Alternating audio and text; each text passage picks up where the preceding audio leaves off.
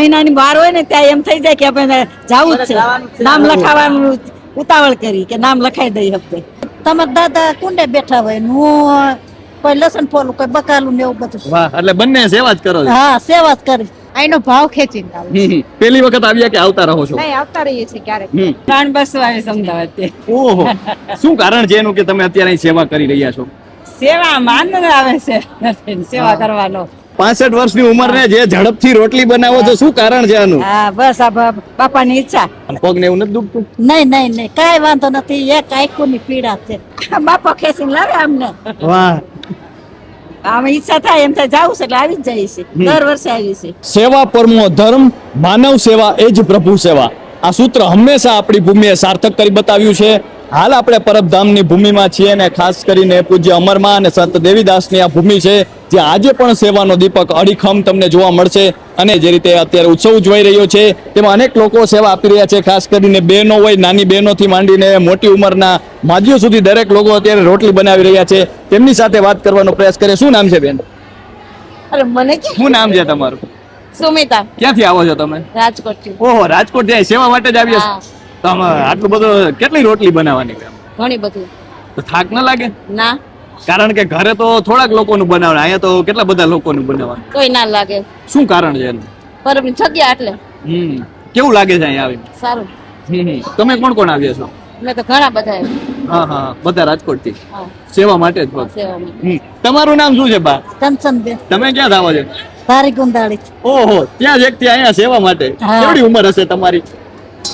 65 છે. ઓહ, તો આમ થાક ના લાગે? ના ના કા નહીં, સેવામાં નો ઠાક લાગે ને. આપણે કેટલું બધું આમાં તો કેટલા તમારે ક્યારથી ચાલુ થઈ જાય રોટલી બનાવવાનું? ખબરની સર્વ છે 10 વાગ્યા. તમે સતત બનાવો છો? હા, આ બધા ગોળ ને રોટલી ઓહો, પ્રસાદ લઈ આવે પછી બેસી જાય. શું કારણ છે એવું કે આ સેવા કરવાની ઈચ્છા થાય? અમે સેવામાં રોજ આવીશું. ઓહ, રોજ આવવાનું? હા. એ તમારા દાદા કુંડે બેઠા હોય ને હું કોઈ લસણ ફોલું કોઈ બકાલું ને એવું બધું. વાહ, એટલે બંને સેવા જ કરો છો. હા, સેવા જ કરી. શા માટે સેવા કરવી જરૂરી છે? યા થાક ના લાગે સેવાથી? નહીં નહીં, હામુનું શરીર સારું રહેશે, વાહ. નરવાઈ રહેશે, નરવાઈ રહેશે. તમ પગ ને એવું નથી દુખતું? નહીં નહીં નહીં, કાંઈ વાંધો નથી. એક આંખોની પીડા છે, હા. બીજી કાંઈ નહીં. દેખાય ઓછું ને ઈ. તોય છતાંય રોટલી અત્યારે બનાવવાનું ચાલુ. હા, તો જે રીતે આપણે જોઈએ છીએ, ખાસ કરીને યુવા બહેનો પણ છે, તે પણ અત્યારે સેવા કરી રહ્યા છે. શું નામ છે બેન આપનું? સતદેવદાસ. હા, હંસયાબેન. તમે શું કહેશો? તમે ક્યાંથી આવ્યા છો? અમે અમદાવાદ થી. ઓહો, અમદાવાદ થી. 3 બસો આવી અમદાવાદ થી. ઓહો, શું કારણ છે એનું કે તમે અત્યારે અહીં સેવા કરી રહ્યા છો? સેવામાં આનંદ આવે છે સેવા કરવાનો. ક્યારના તમે આ રોટલી બનાવો છો? અમે 3-4 કલાક થઈ ગયું. ઓહો, તો આમાં તો તમારે સતત બનાવતી જ રહેવી પડે. બધા કાલે તો અહીંથી સતત ચાલુ જ રાખવાનું. પબ્લિક વધારે હોય એટલે કાલ તો સતત સવારે 4 વાગ્યા થી સાંજના 12 વાગ્યા લગી ચાલુ જ રહેવાની છે. આજકાલ તો બેનો ઘરે બનાવે છે તો પણ થાકી જાય છે ને તમે અત્યારે આ સેવાનો આનંદ જ કઈ અનેરો હોય. થાક ના લાગે? નહીં. હા હા હા. થાક તો ના તમને કોઈ કીધું છે કે તમારી રીતે જ સેવા કરો છો? લાગે. ના, અમારી રીતે સેવા વાહ. કરવી છે. તો જે રીતે બહેનો સેવા કરી રહ્યા છે, આપણે જોઈ શકીએ છીએ કે તેઓ રોટલી બનાવી રહ્યા છે. સવારથી તેમને જે રીતે વાત કરી કે 3-4 કલાકથી રોટલી બનાવી રહ્યા છે. શું નામ છે બેન? લીલાબેન. તમે ક્યાંથી આવો છો? અમદાવાદ થી. ઓહો, છેક અમદાવાદ થી બેન અહીંયા આવ્યા છો, સેવા કરો છો. શું કારણ છે? શું વસ્તુ ખેંચીને લાવે છે? બસ આ ઈચ્છા થઈ સેવા કરવાની. તમને થાક ન લાગે? થાકું લાગે, સેવામાં કઈ થાક લાગે? કારણ કે સતત રોટલી બનાવવાની છે, આટલી મહેનત કરવાની છે. સોડવાની, રોટલી વણવાની. ઓહો, અને તમે સતત કરો છો? હા, પેલી વખત આવ્યા કે આવતા જ રહો છો? 15 વર્ષથી આવી છે. 15 વર્ષથી? ઓહો, વાહ. શું નામ છે બા? મંજુલાબેન. કેવડી ઉંમર છે? મારી 65. ઓહો, 65 વર્ષની ઉંમરે જે ઝડપથી રોટલી બનાવો છો, શું કારણ છે આનું? હા, બસ આ બાપાની ઈચ્છા. વાહ, આટલી બધી રોટલી બનાવવાની થાક ન લાગે? નહીં, ન લાગે. કા? 30 વર્ષથી આવ્યું છું. 30 વર્ષથી 30મું વર્ષ છે આવે. અને સેવા કરો છો દર સેવા જ વર્ષે? કરવાની. શું કારણ અહીં ખેંચીને લાવે છે? ખેંચીને આખો બાપા ખેંચીને લાવે અમને. વાહ. આમ ઈચ્છા થાય એમ થાય જાવું છે એટલે આવી જ જાય છે. દર વર્ષે આવી છે. ક્યારે એમ થાય કે ના સેવા આ વખતે નથી કરવી? એવું નહીં થાય? નહીં નહીં, સજી તો મહિનાની બહાર હોય ને ત્યાં એમ થઈ જાય કે આપણે જાવું જ છે, નામ લખાવવાનું ઉતાવળ કરી કે નામ લખાઈ દઈ હપ્તે.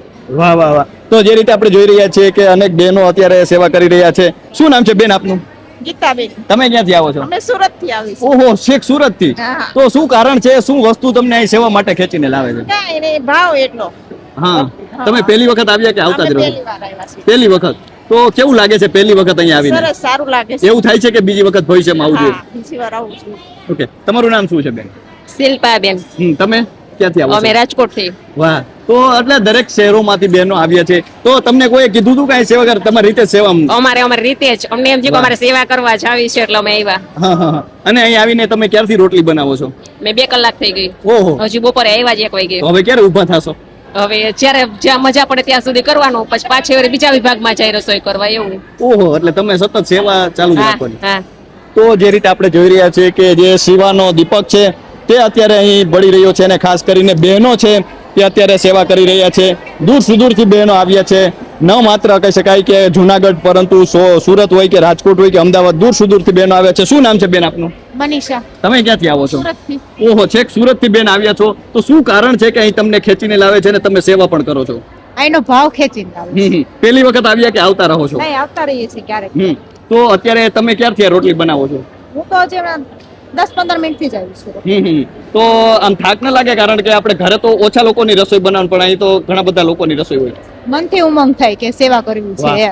એમ. તો જે રીતે આપણે જોઈ રહ્યા છીએ કે જે ઉમંગ છે જે આનંદ છે જે ઉત્સાહ છે તે જોવા મળી રહ્યો છે તો હાલ બસ આટલું જ ફરી મળતા રહીશું વાત ગુજરાતી પર